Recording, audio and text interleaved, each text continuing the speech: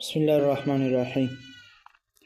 د سلو شهیدانو اجر، یعنی د سلو شهیدانو اجر دا په څه باندې میلاویږي؟ په کم عمل باندې میلاویږي؟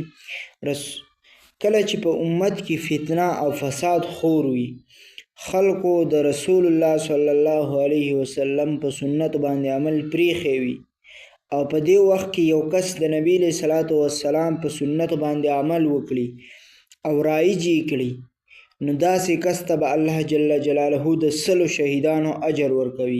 الله اکبر کبیره.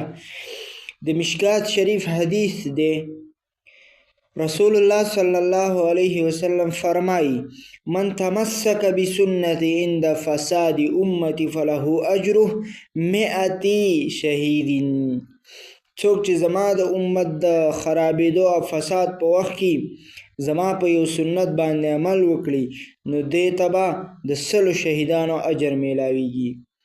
وجه دا ده چې کله څرنګې چې شهید د اسلام د سربلندۍ او غالب کېدو لپاره مختلف قسمه مصیبتونه برداشت کوي او خپل ځان هم قربانوي، دغه شانې چې کله په امت کې فتنه او فساد شروع شي، هر طرف ته خرافات او بدعات خواروي، نو په داسې وخت کې چې څوک د پیغمبر علیه السلام په سنت باندې عمل کوي، هغه رایج کوي او خوروي، نو دې ته به